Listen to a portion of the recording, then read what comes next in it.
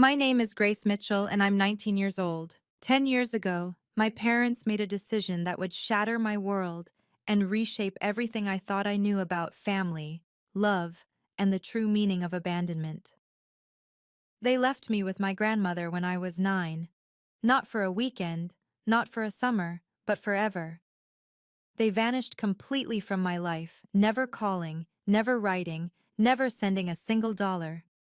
For a decade, I wondered if I'd ever see them again.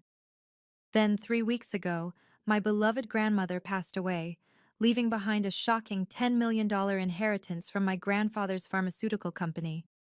Suddenly, the parents who couldn't be bothered to send a birthday card reappeared at her funeral, dressed in designer black, demanding their rightful inheritance as her only child. But what happened next in that lawyer's office left everyone speechless, including me. Before we dive into this incredible story, please take a moment to like and subscribe, but only if you truly enjoy this story. I'd love to know where you're watching from and what time it is there. Now, let me take you back to where it all began. I still remember that September morning with perfect clarity. The leaves were just starting to turn gold outside Grandma Maggie's Victorian house in Hartford, Connecticut.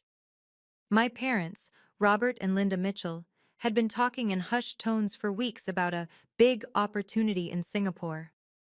Dad worked in international finance, and Mom was a freelance artist who could supposedly work from anywhere. "It's just temporary, sweetie," Mom said, not quite meeting my eyes as she smoothed down my hair one last time. "Daddy got an amazing job offer that will set us up for life. We need to get settled first. Find the right school for you, the right neighborhood. You understand, don't you?" I didn't understand. Not at all. Dad was already loading their rental car, checking his watch every few minutes. "We'll video call every week," he promised, ruffling my hair like I was 5 instead of 9. "You'll have so much fun with Grandma, you won't even notice we're gone." Grandma Maggie stood behind me, her hands gentle but firm on my shoulders. I could feel them trembling slightly, though her voice stayed steady. "Of course Grace will be fine here, won't you, dear?" I nodded, unable to speak past the lump in my throat.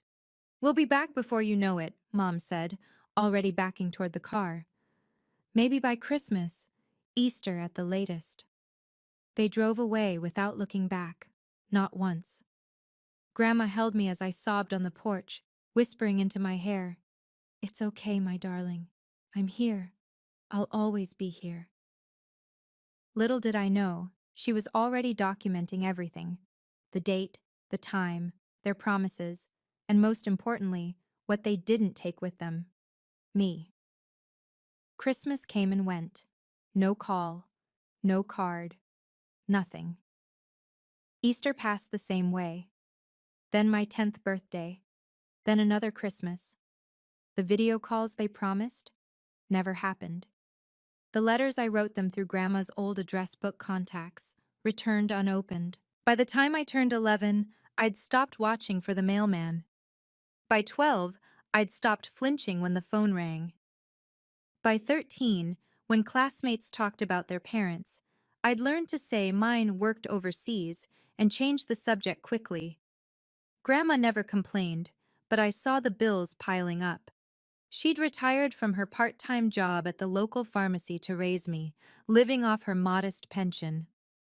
She took on seamstress work in the evenings, her arthritis getting worse each year, just to afford my school supplies and clothes.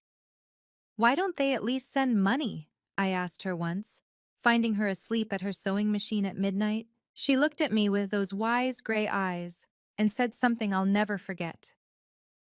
"Some people, Grace, think love is just a word. But real love? Real love shows up. It stays. It sacrifices without keeping score." Meanwhile, she was keeping score in her own way. Every birthday they missed, documented. Every school play, every parent-teacher conference where she sat alone, photographed and filed. Every medical emergency where she was the only emergency contact, carefully recorded. I didn't know about the filing cabinet in her bedroom closet, filled with 10 years of meticulous records.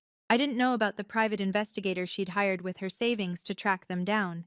I didn't know she'd discovered they were living lavishly in Singapore, posting on social media about their child-free lifestyle. All I knew was that Grandma was documenting everything, though I couldn't understand why. High school was where I learned exactly what people thought of abandoned children. "Oh, that's Grace," I once overheard Mrs. Patterson telling a new teacher. "The grandmother is raising her. Parents just left. Such a shame. She's bright, but you know how these situations affect children." These situations, like I was a case study instead of a person. At parent events, I'd catch the looks, part pity, part relief that their children had stable homes. When I won the science fair junior year, the principal made a big speech about how I'd overcome my circumstances. When I got into pre-med at UConn with a full scholarship, the guidance counselor said it was inspiring, considering everything. Considering I'd been dumped like unwanted luggage? Yeah, pretty inspiring. But here's what they didn't see. Grandma at every single event, dressed in her best outfit, cheering louder than any parent. Grandma staying up until 2 a.m. helping me with calculus, even though she'd never finished high school herself. Grandma selling her jewelry piece by piece. Oh, I never wear that old thing anyway. To pay for my SAT prep courses. One day, sorting through old photos for a school project, I found something odd. Bank statements showing Grandma had once had significant savings, nearly $800,000 from selling Grandpa's pharmacy business years ago. But by the time I was 15, the accounts showed barely enough to cover groceries. "Grandma, what happened to Grandpa's money?" I asked carefully. She was quiet for a long moment, then said, "I invested it in something precious, something that will pay dividends when the time is right." I assumed she meant some failed investment. I was wrong. She'd spent it on raising me, and on something else, building an ironclad legal case that would one day change everything. Those 10 years weren't just about survival, they were about love in its purest form. Every evening, Grandma and I had our ritual. Tea at the kitchen table, her telling stories about Grandpa Thomas, the pharmacist who'd courted her with handwritten prescriptions for 1 dozen smiles daily, and lifetime supply of hand-holding, no refills needed. "He would have adored you," she'd say, touching the wedding photo on the wall. "He always wanted grandchildren to spoil, had big plans for a college fund and everything." She taught me things my parents never could have. How to bake bread from scratch when we couldn't afford store-bought. How to mend clothes so carefully that no one could tell they were second-hand. How to hold my head high when the world wanted to pity me. "Grace," she said one evening as I helped her with her medications. Her heart was getting weaker. "Never let anyone make you feel less than whole. You're not abandoned. You're chosen. I chose to love you every single day." When I got accepted to medical school, she cried for an hour. "A doctor in the family! Your grandfather would be so proud." Then quieter. "Your parents don't deserve to know how magnificent you've become." That last year, as her health declined, our roles reversed. I became the caregiver, managing her medications, driving her to appointments, sleeping in a chair by her bed when the breathing got bad. "I need to tell you something," she wheezed one night, gripping my hand. "There are arrangements I've made, papers in my closet. The lawyer, Mr. Brennan, he has instructions. When the time comes, everything will make sense." "Grandma, don't talk like that. Promise me, Grace. Promise you'll be strong when they come, because they will come." I promised, not understanding who they were. Grandma passed on a quiet Tuesday morning in March, her hand in mine. "Love you, my darling girl," she whispered, and then she was gone. The grief hit like a physical weight, crushing my chest. For 10 years, she'd been my only family, my anchor, my everything. The house felt hollow without her humming in the kitchen, without her lavender perfume lingering in the hallways. I was arranging her funeral with my last $2,000 when Harold Brennan, her lawyer, called. "Miss Mitchell, I'm so sorry for your loss. Your grandmother was an extraordinary woman. I need to inform you that she left a considerable estate." "Estate?" I almost laughed. Mr. Brennan, she lived on Social Security. I've been working part-time just to cover her medications. Miss Mitchell, your grandmother owned her house outright, had several investment accounts, and most significantly, inherited your grandfather's stake in Pharmacare Industries, which was recently acquired. The total value of the estate is approximately $10 million. I had to sit down. That's That's impossible. She lived frugally by choice, not necessity. She had very specific instructions about her will. The reading will be after the funeral. She insisted on that timing. The funeral was small, or so I thought it would be. Grandma's church friends, Eleanor Patterson from the Hartford Children's Foundation, where Grandma volunteered, some neighbors. I was greeting Eleanor when I saw them. Two figures in designer black, standing by a rental Mercedes. My mother's blonde hair was perfectly styled. My father looked older but distinguished, his suit worth more than Grandma's monthly pension. They walked toward me with confident smiles, as if the last 10 years had been 10 days. Then, at the funeral, I saw two faces I never expected to see again. Grace, oh my goodness, look how you've grown. My mother's voice hadn't changed. Still that theatrical pitch that made everything sound like a performance. She pulled me into a hug that smelled of expensive perfume and insincerity. I stood rigid, my body refusing to respond. We came as soon as we heard, Dad said, his hand heavy on my shoulder. Such a tragedy. Mom was a wonderful woman. Mom. He called her Mom, as if he'd been a devoted son. When did you hear? I asked, my voice surprisingly steady. Oh, well, we have our sources, Mom said vaguely, her eyes already scanning the crowd. Is the lawyer here? There must be so much to handle. Don't worry, sweetheart. We're here now. We're here now. 10 years too late. During the service, they sat in the front row like grieving family. Dad even gave a speech about beloved Mother Thompson and how much she meant to our family. I watched from my seat, nausea rising as he wiped away what might have been real tears, though I suspected they were for the inheritance, not for Grandma. After the burial, as people offered condolences, I overheard Mom talking to Eleanor Patterson. Such a burden for Mother, raising Grace alone. We wanted to help, of course, but our work overseas, you understand. At least we can make sure Grace is taken care of now. Eleanor's eyes narrowed. How thoughtful. Where exactly overseas were you working? Oh, various places. Singapore, Hong Kong. The art scene there is just incredible. Strange. I'd found their social media once. The photos showed a lot of beaches and parties, not much art. Dad was already on his phone with someone, and I caught the words estate and probate. They knew exactly how much Grandma had left. The question was, how? They cornered me behind the church while everyone was having coffee inside. Grace, we need to talk. Dad's friendly mask had slipped. About what? I kept my voice level. Don't play dumb, Mom snapped. The estate, $10 million. So they did know the exact amount. Interesting. That's Grandma's money, which legally goes to her next of kin, Dad said. That's us, her son and daughter-in-law. I lived with her for 10 years. Mom laughed, a sharp sound. Living somewhere doesn't make you an heir, sweetheart. You're still a child. I'm 19, an adult.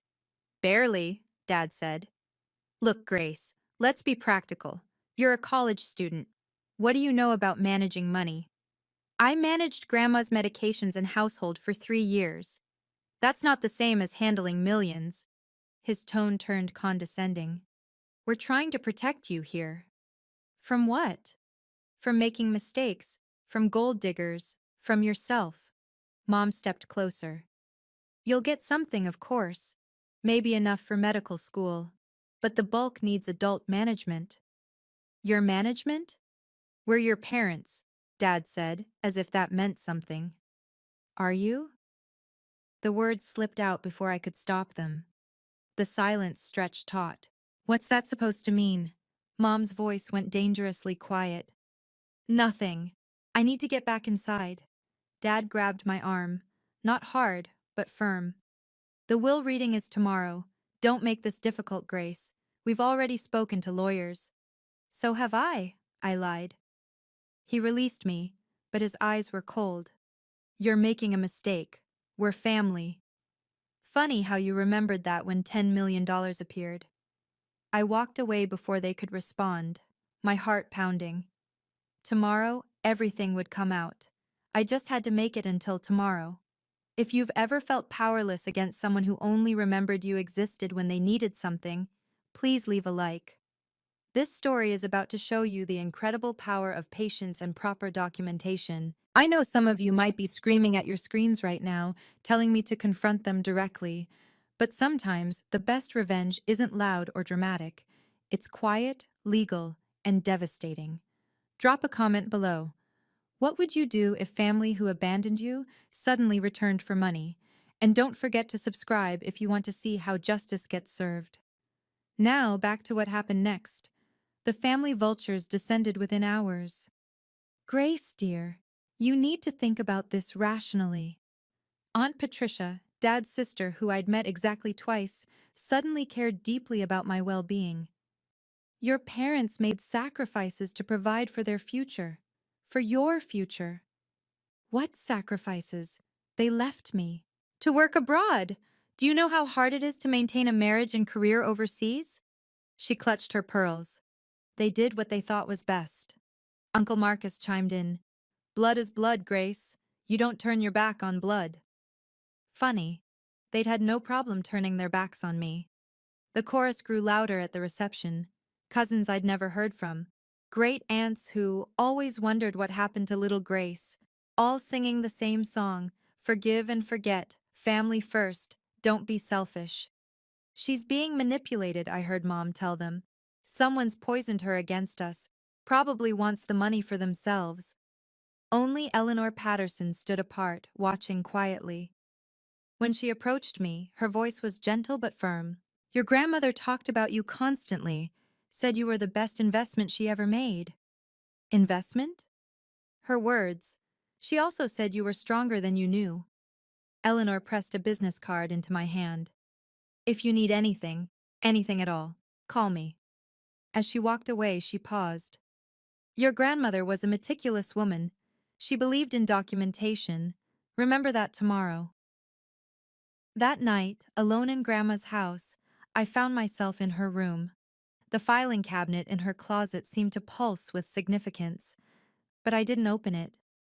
Whatever was in there, Grandma had her reasons for keeping it sealed. Tomorrow, at the will reading, all would be revealed. I just had to survive the night with my parents circling like sharks who'd finally smelled blood. The law offices of Brennan and Associates occupied the top floor of a historic Hartford building. Mr. Brennan had scheduled the reading for 2 p.m., 3 days after the funeral. I arrived alone, carrying nothing but Grandma's worn leather purse, the one she'd carried to every important event of my life. My parents were already there with their lawyer, a sharp-suited man named Kellerman, who looked like he ate smaller lawyers for breakfast. Mom wore a designer dress that probably cost more than Grandma's monthly expenses. Dad kept checking his Rolex. Grace, Mom's voice dripped false warmth. We were worried you wouldn't come. Why wouldn't I come? Well, this must be so overwhelming for you, Dad said. That's why we brought Mr. Kellerman, to help navigate the complexities. Their lawyer smiled, all teeth. Miss Mitchell, your parents have filled me in on the situation.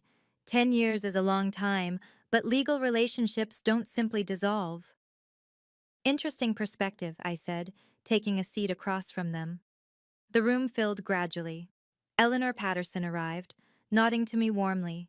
Several of Grandma's church friends, Aunt Patricia and Uncle Marcus, even some people I didn't recognize, probably distant relatives hoping for crumbs. Mr. Brennan entered last, carrying a large document box. His assistant wheeled in a TV on a cart, which made my parents exchange confused glances. Thank you all for coming, Mr. Brennan began, his voice formal. Before we proceed, I need to verify that all interested parties are present. Robert Mitchell? Here. Linda Mitchell? Present. Grace Mitchell? Here, I said quietly. He looked at me then, and something in his eyes, sympathy, Encouragement? Made my spine straighten. Very well.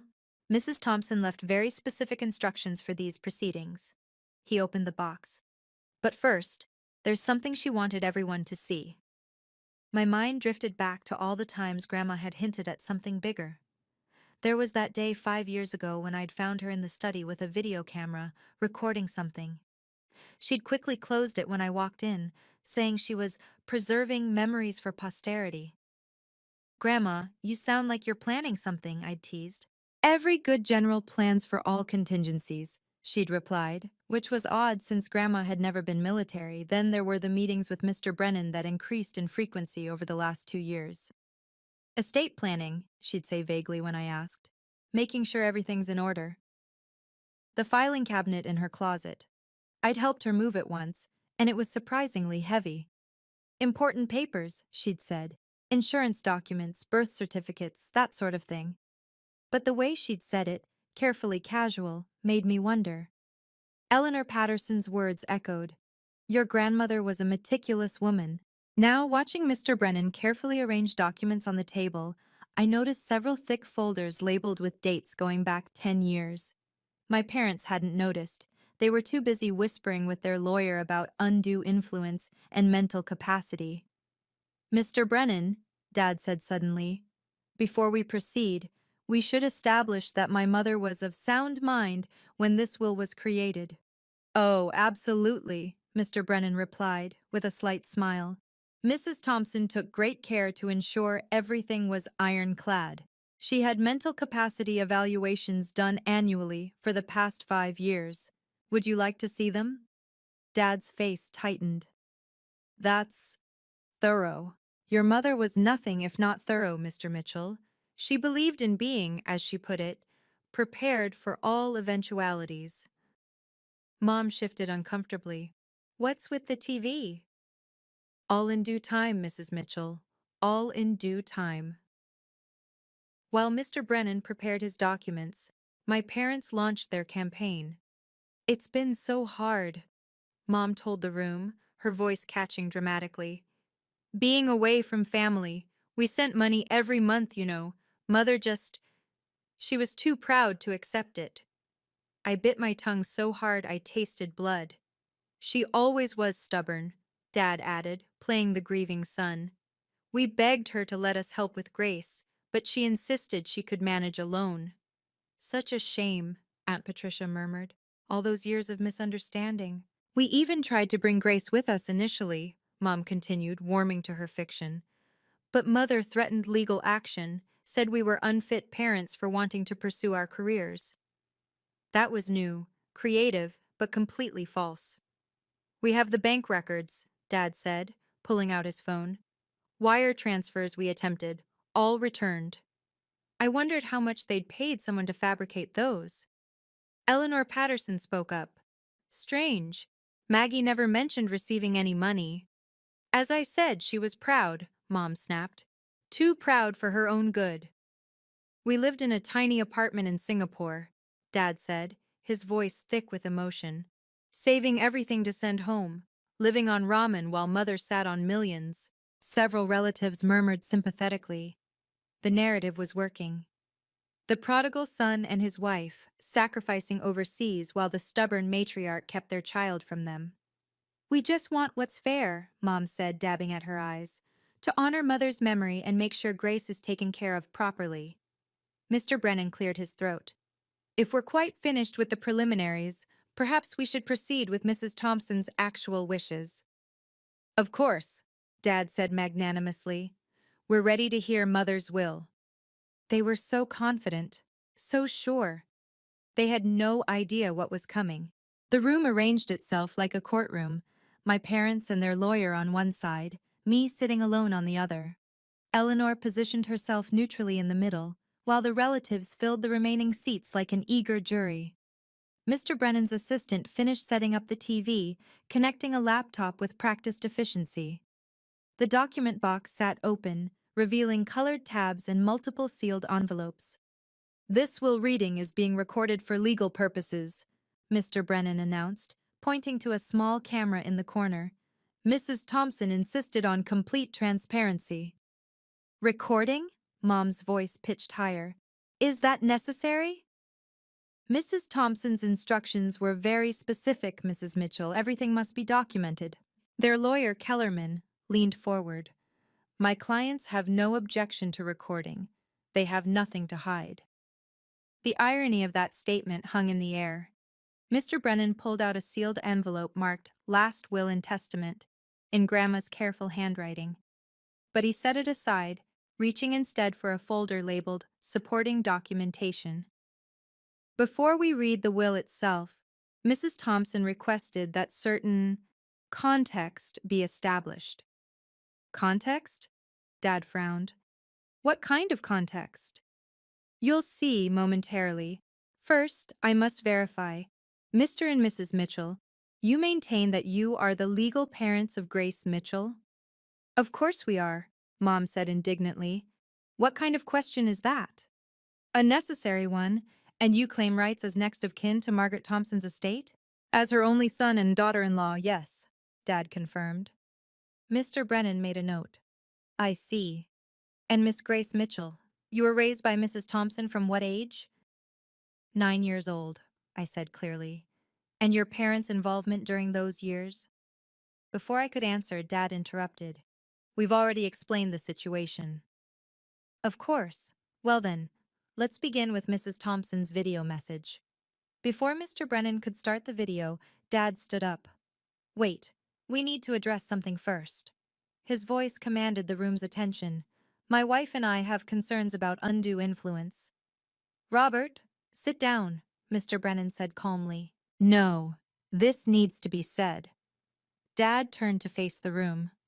For 10 years, this girl has poisoned our mother against us, filled her head with lies about abandonment.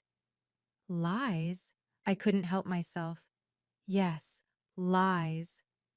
Mom stood too, tears streaming down her face. She'd always been able to cry on command. We sacrificed everything, our relationship with our daughter, time with family, all to build a better future. And this ungrateful child, Dad pointed at me, convinced a sick, elderly woman to cut out her own son, her flesh and blood. The relatives murmured. Some nodded sympathetically. She manipulated Mother when she was vulnerable, Mom continued. Isolated her from us, controlled her medications, her finances, everything. We tried to visit, but Grace always had excuses why it wasn't a good time. That was rich, considering they'd never once tried to visit. We have witnesses, Kellerman added smoothly. People who will testify that Miss Mitchell exhibited controlling behavior toward Mrs. Thompson. What witnesses? Eleanor asked sharply. That's privileged information, Kellerman replied. But rest assured, if this will attempts to disinherit my clients, we'll challenge it vigorously. She's 19 years old, Dad's voice rose. What does a teenager know about managing $10 million? She'll squander it on parties and nonsense while dishonoring Mother's memory. The room was fully on their side now. Poor parents, evil granddaughter. The narrative was complete. Mr. Brennan waited until they were done, then said mildly, Are you finished? Because Mrs. Thompson anticipated this exact scenario. He pressed play. My parents weren't done with their performance. Mother was showing signs of dementia, Mom announced to the room. Forgetting things, confused about dates. Grace took advantage of that. I have medical reports, Dad added, pulling out papers. Documentation of Mother's declining mental state. Mr. Brennan examined them briefly. These are from a Dr. Williams in Singapore. He never treated Mrs. Thompson. We consulted him about her symptoms, Dad said smoothly, based on our observations during phone calls. What phone calls? I asked quietly. The ones you prevented us from making. Mom turned on me, her face a mask of anguish. Every time we tried to reach out, you intercepted, told Mother we didn't care. The lies were so bold, so confident, that even I almost believed them for a second. She's a gold digger, plain and simple, Dad declared. Saw a lonely old woman with money and latched on like a parasite. Parasite? Eleanor stood up. This young woman worked part-time jobs while going to school full-time to help with expenses. I've seen her at the food bank getting groceries when Maggie's pension ran short. All an act, Mom dismissed, making herself look like a martyr while sitting on millions. We loved Mother, Dad's voice cracked, almost convincingly. We made mistakes, yes, staying away too long, trusting she was okay. But we never stopped loving her. Or you, Grace.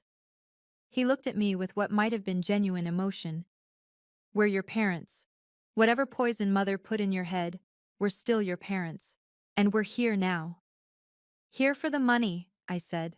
The room gasped at my bluntness. How dare you, Mom shrieked. You ungrateful little— I think, Mr. Brennan interrupted firmly, we should watch the video now. Sometimes the hardest thing is staying silent when lies are being told about you. If you've ever had to bite your tongue while someone rewrote history, type truth in the comments. The video is about to change everything. This is where patience pays off and documentation becomes power. My grandmother knew exactly what she was doing, and you're about to see why keeping records matters more than winning arguments. If this story resonates with you, please share it with someone who needs to hear that justice doesn't always come fast, but it does come. And hit subscribe for the moment everything flips. Mr. Brennan adjusted his glasses with deliberate calm. Ladies and gentlemen, please direct your attention to the screen. This video was recorded by Mrs. Thompson 6 months before her passing, in the presence of 2 witnesses and a notary public. The screen flickered to life, and there was Grandma. She looked frailer than I remembered from 6 months ago, but her eyes were sharp as ever.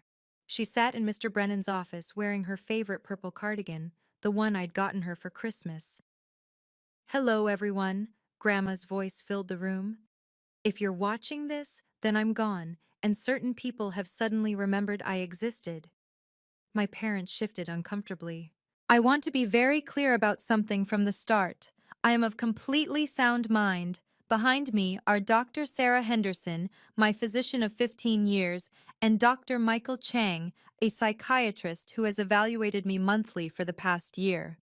Gentlemen, both doctors leaned into frame, confirming her mental capacity on the recording date. Now then, Grandma continued, let me tell you a story about abandonment, love, and why blood doesn't always mean family. Dad stood up. This is ridiculous. She's obviously been coached. Mr. Mitchell, Mr. Brennan's voice was steel. Sit down, or you'll be removed. These are Mrs. Thompson's final wishes, and they will be heard. You can't.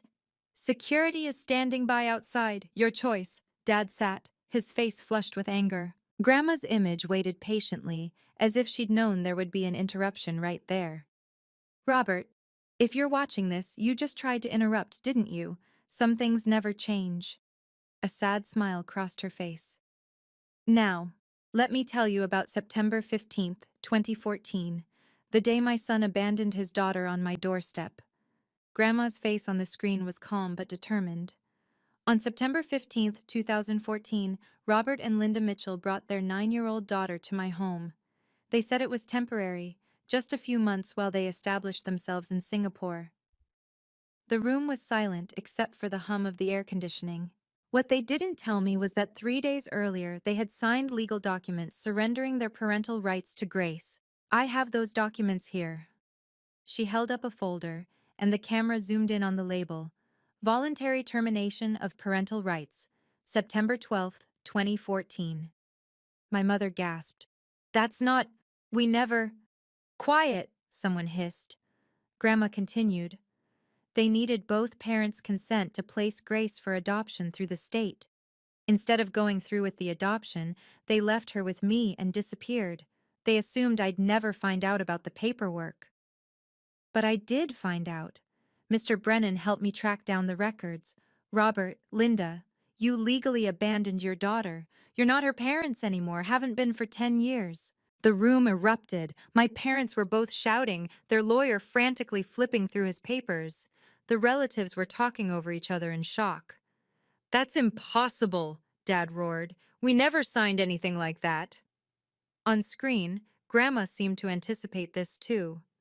I'm sure you'll claim the documents are forged. That's why I also have this. The video cut to security footage from a law office. There were my parents, clear as day, signing documents while a lawyer explained, "You understand this permanently terminates your parental rights? You will have no legal claim to this child?" "We understand," past Dad said impatiently. "Where do we sign?" The room went completely silent. Mr. Brennan pulled out a thick folder from his document box. "I have here the original documents, properly notarized and filed with the Connecticut Department of Children and Families." He laid them on the table. The header was unmistakable. Voluntary termination of parental rights. "Let me see that!" Kellerman snatched the papers, scanning rapidly. His face went pale. "Robert, Linda, these are real." "They can't be!" Mom shrieked.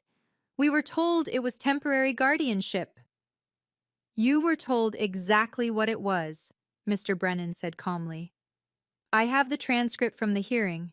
You both confirmed under oath that you understood you were permanently severing parental rights." He produced another document. Page 3, line 14.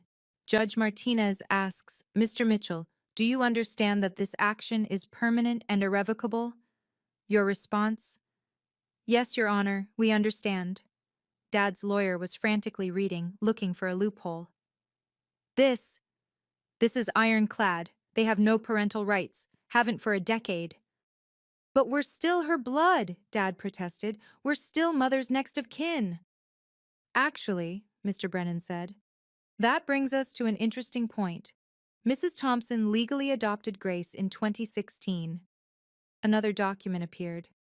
"Grace Thompson Mitchell became Mrs. Thompson's legal daughter 2 years after you abandoned her, which makes her, not you, the next of kin." The video of Grandma resumed. "I didn't tell Grace about the adoption. I wanted her to choose to keep the Mitchell name if she wished. But legally, she became my daughter the moment you decided she wasn't yours." Mom collapsed into her chair. "This isn't happening." "Oh," Grandma's voice continued from the screen. "I'm not done yet. Let's talk about those 10 years of sending money you'll probably claim." Grandma's video continued relentlessly. "In 10 years, I received exactly $0 from Robert and Linda Mitchell. Not a penny. But I'm sure they'll claim otherwise, so I kept every bank statement." The screen showed a montage of bank statements, month after month, year after year. No deposits from R. Mitchell or L. Mitchell. "I also hired a private investigator," Grandma said. "Would you like to know what your parents were doing while claiming poverty, Grace?" Photos appeared. My parents at a beach resort in Bali, at a casino in Macau, shopping in Tokyo, living in a luxury apartment in Singapore that probably cost $10,000 a month. Their social media was very enlightening. Linda's Instagram bio read, "Living our best child-free life." That was particularly touching. Mom made a choking sound. "Now for my will." Grandma's face grew serious. "I, Margaret Thompson, being of sound mind and body, leave my entire estate as follows.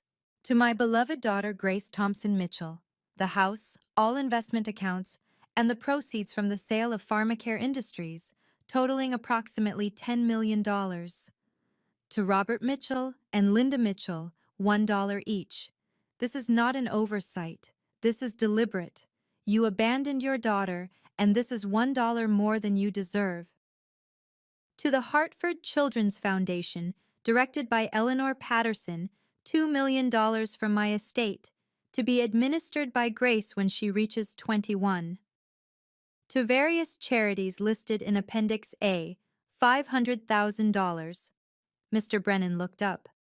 The will is clear and uncontestable. Grace inherits everything except the charitable donations. But wait! Grandma's voice drew attention back to the screen. "There's one more thing. Robert, Linda, I know you're wondering how I could afford to raise Grace if I had all this money. Let me show you exactly where your daughter's inheritance went." My parents' carefully constructed world shattered in seconds. "This can't be legal!" Dad slammed his fist on the table. "We'll contest this. She was manipulated." "On what grounds?" Mr. Brennan asked mildly. "You have no standing. You're not her legal parents. You're not even legally related to Grace anymore. That adoption was fraudulent, Mom screamed. We didn't know. You didn't know because you never contacted your daughter or Mrs. Thompson for 10 years, Eleanor said coldly. Not once. Kellerman, their lawyer, was already packing his briefcase. I can't help you. This is airtight. You legally abandoned your child, and Mrs. Thompson followed every proper procedure. You're fired, Dad shouted at him. You can't fire me. I'm withdrawing from representation. Kellerman turned to Mr. Brennan. I had no knowledge of the termination of parental rights. They told me they were the rightful heirs. Wait, Mom grabbed Kellerman's arm. There has to be something. Undue influence, mental incapacity, elder abuse. Did you not see the psychiatric evaluations, the witnesses, the video evidence? Kellerman shook her off. You lied to me. You have no case. You have no rights. Accept your $2 and move on. The relatives were backing away from my parents, like they had something contagious. Aunt Patricia actually moved her chair away from them. We're her parents, Dad kept repeating, like saying it would make it true. No, I said quietly, speaking for the first time since the video started. You were my parents. You stopped being that the day you signed those papers and walked away. Mom turned on me, her face twisted with rage. You little... Security, Mr. Brennan called calmly. 2 uniformed guards entered immediately. I stood up slowly, feeling the weight of everyone's eyes on me. 10 years, I said, my voice steady despite my racing heart. 10 years of birthdays, Christmases, school plays, science fairs. 10 years of Grandma working herself sick to pay for my clothes, my food, my education. I looked directly at my parents. You know what she spent that inheritance on? Me, my tutoring, my medical bills when I got pneumonia, my SAT prep, my college applications. She spent nearly $800,000 raising your abandoned daughter while you posted beach selfies. Grace, please, Mom started. No. The word came out firm, final. You don't get to please me now. You made your choice. You signed papers saying I wasn't your daughter anymore. You got what you wanted, a child-free life. I pulled out my phone. I have your Instagram right here, Mom. 3 weeks after you left me, finally free to live our dreams. No regrets, hashtag child-free life. Living. Our best life. Several people gasped. Eleanor nodded approvingly. We made a mistake, Dad said desperately. We were young, stupid. You were 39 and 42. That's not young. That's just selfish. I turned to Mr. Brennan. Is there anything else? Just the transfer papers for you to sign. The house is yours immediately. The liquid assets will transfer within 5 business days. We'll sue, Mom shrieked. We'll take this to every court in the country. With what money? I asked quietly. I did my research. You're both broke. Dad, you were fired from your Singapore job 6 months ago for embezzlement. Mom, you haven't sold a painting in 3 years. You came here because you're desperate. Their faces went white. They hadn't known I knew. Leave. Now. Don't contact me again. The security guards moved toward my parents, but Mr. Brennan raised a hand. Wait, there's one more document. He pulled out 2 envelopes. Mrs. Thompson insisted these be given to you personally. He handed one to each of my parents. Dad ripped his open immediately. Inside was a single dollar bill and a note. His face went purple as he read it. What does it say? Aunt Patricia asked, curiosity overcoming discretion. Dad crumpled the note, but Mr. Brennan spoke up. I have copies. Mrs. Thompson wanted these read aloud if necessary. He cleared his throat. To Robert, this dollar is your inheritance. It's $1 more than the support you provided your daughter. I hope it was worth it. Mom's note was similar. To Linda, this dollar represents the value you placed on your child. May you never forget the price of your freedom. Additionally, Mr. Brennan continued, Mrs. Thompson filed a civil suit 2 years ago for child support. You were served through publication in Singapore newspapers, which constitutes legal service. You never responded, so a default judgment was entered. You owe Grace $180,000 in back child support. What? Dad staggered. Dad. With interest and penalties, it's now $243,000. This judgment can be collected through wage garnishment, asset seizure, or liens on any property you might acquire. Eleanor stood up. I should also mention that the Hartford Children's Foundation will be investigating whether fraud charges are appropriate for the fictitious donation claims you've been making for tax purposes. What donation claims? Mom whispered. The ones where you claim to support your dependent child for 10 years of tax deductions while she was living with Mrs. Thompson. The security guard stepped forward. This time, my parents didn't resist. The aftermath was swift and merciless. Within 48 hours, the story had spread through Hartford's social circles like wildfire. Did you hear about the Mitchells? Became the opening line at every coffee shop and country club. Dad's former employer in Singapore, already suspicious about the embezzlement, launched a full investigation. Turns out, claiming to have a dependent child had been part of his benefits fraud. The criminal charges came 2 weeks later. Mom's art career, what was left of it, evaporated overnight. The gallery that had been considering her work sent a terse email. We cannot be associated with someone who would abandon their child. Her Instagram, with its 50,000 followers, lost 45,000 in 3 days after someone posted the courthouse video in the comments. The relatives who'd initially supported them distanced themselves immediately.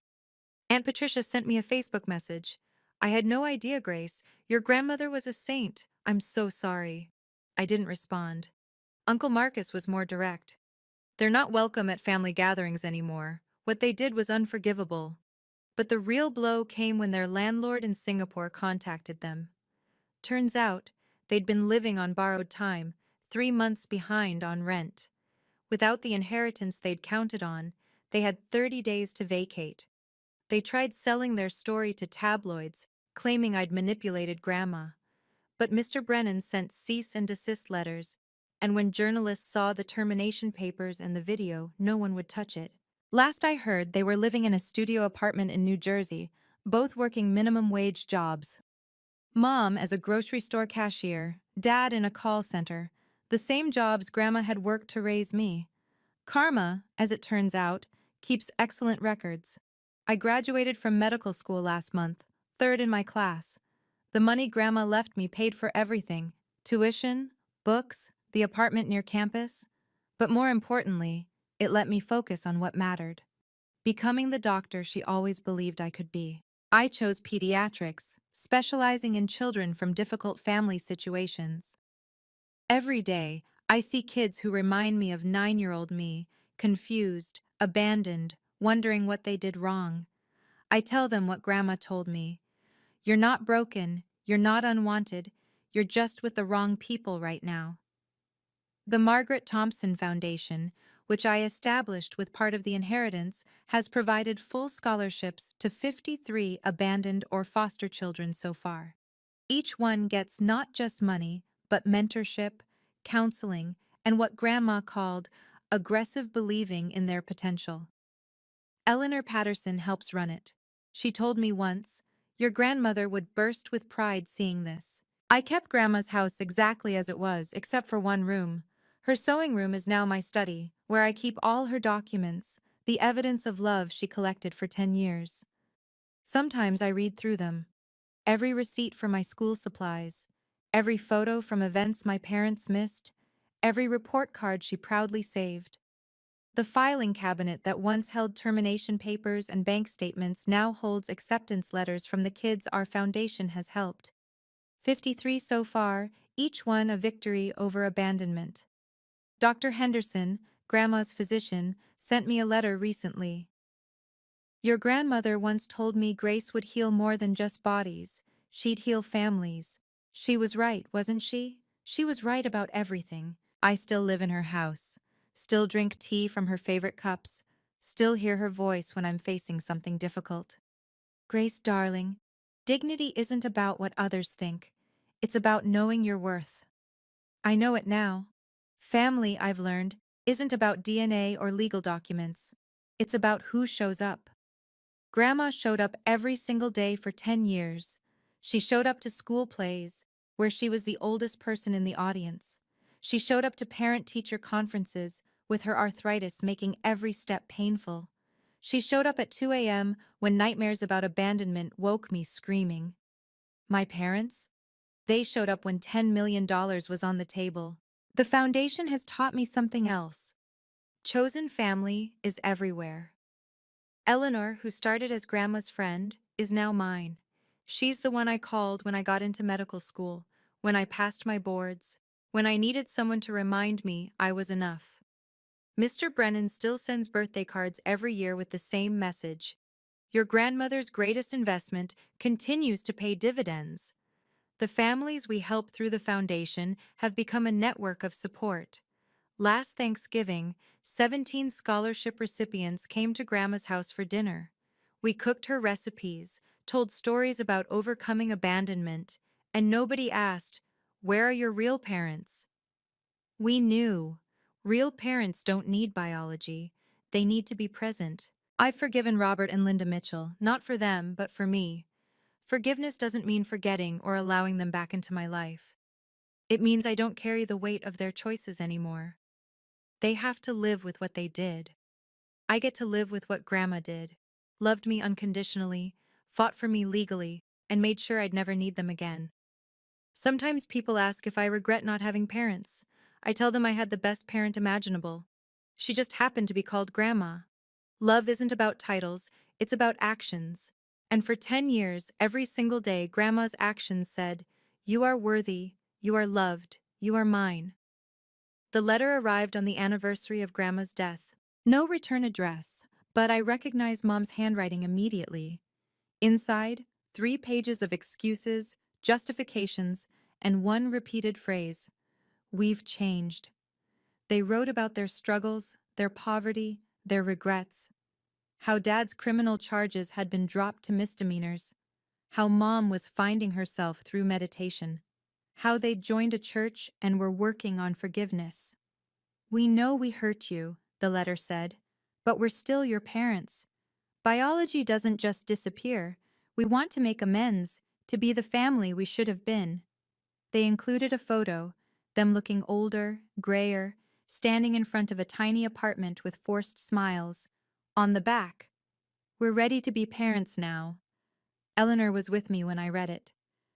"What are you going to do?" she asked. I walked to Grandma's desk, pulled out her good stationery, and wrote a single paragraph. "Thank you for your letter. I wish you well in your journey of self-improvement. However, you terminated your parental rights on September 12, 2014. This was a legal and permanent decision. I am honoring that decision and the boundaries it created. Please do not contact me again. Any further communication will be forwarded to my attorney." I signed it, Dr. Grace Mitchell, and sealed it. Eleanor smiled. Maggie would be proud. Professional, clear, and absolutely final. Some bridges, once burned, should stay ash. Not out of anger or spite, but out of respect for the person who built a new bridge to replace it. One made of love, sacrifice, and showing up every single day. Grandma built that bridge. I'm not tearing it down for anyone, especially not for 2 strangers who happen to share my DNA. Last week, I received the Harold Thompson Award for Excellence in Pediatric Care, the highest honor at Hartford Hospital. Standing at that podium, looking out at the audience, I saw Eleanor in the front row, crying happy tears. Mr. Brennan was there, proud as any grandfather. My colleagues, my mentors, the families I'd helped, all there to celebrate not just my achievement, but Grandma's legacy. "This award belongs to Margaret Thompson," I said into the microphone. "She taught me that healing isn't just about medicine. It's about seeing the abandoned, the overlooked, the ones everyone else gave up on, and saying, 'You matter, you're worth fighting for.'" The Margaret Thompson Foundation has grown beyond what I imagined. We've partnered with 3 hospitals to provide free mental health services to abandoned children. We've funded a legal clinic for grandparents seeking custody of abandoned grandchildren. This year alone, we've helped 127 families stay together when the alternative was separation. My office wall has two photos, my medical school graduation and Grandma's portrait. Patients often ask about her. She's my mom, I tell them, and I don't explain further. They don't need to know she was technically my grandmother. What matters is she was everything a parent should be. The house that once felt empty after Grandma died is now full of life. Every Thursday, I host dinner for kids from the foundation who are in college. We cook Grandma's recipes, her famous pot roast, her apple pie, her secret ingredient chocolate cake. The secret was love and an extra stick of butter. They call me Dr. G, and they call the house Grandma's place, even though they never met her. Her spirit fills every room, every meal, every moment, when a kid who's been thrown away realizes they're worth keeping. That's the real inheritance she left. Not money, but the knowledge that love multiplies when you give it away. Here's what I've learned about boundaries. They're not walls, they're doors. And you get to decide who has the key. Grandma gave me her key the day my parents drove away. She never asked for it back, never made me earn it, never threatened to take it away. That's what real family does. They give you the key and trust you with it forever. My parents? They threw away their key, had it legally destroyed, then showed up a decade later with a crowbar, trying to break down the door. That's not love. That's entitlement. Every abandoned child who comes through my office or the foundation gets told the same thing. You don't owe anyone access to your life just because they share your DNA. Family is earned through presence, not inherited through genetics. Some people think I'm bitter. I'm not. I'm free. Free from wondering if I'm lovable. Grandma proved I was. Free from seeking approval from people who signed papers saying I wasn't theirs. Free from the weight of their choices. Setting boundaries isn't about punishment. It's about protecting the life someone who truly loved you helped you build. It's about honoring the person who stayed by refusing to let the ones who left claim credit for who you became. If you're struggling with toxic family, if you're being told to forgive and forget while the hurt keeps happening, if you're made to feel guilty for protecting your peace, remember this. Boundaries are not cruel. They're necessary. The strongest thing you can do is know your worth and refuse to let anyone who doesn't see it have a seat at your table. What boundaries do you need to set today? Who do you need to lock out so you can finally let peace in? Thank you for listening to my story. If you've ever had to set boundaries with family who only remembered you existed when they needed something, type boundaries in the comments below. Share this video with someone who needs to hear that they're worthy of real love, not conditional attention. Your story matters, and you deserve people who show up for more than just the inheritance. Don't forget to subscribe and hit the notification bell for more stories about strength, justice, and the power of choosing your own family. What did you think of my grandmother's planning? I'd love to hear your thoughts below.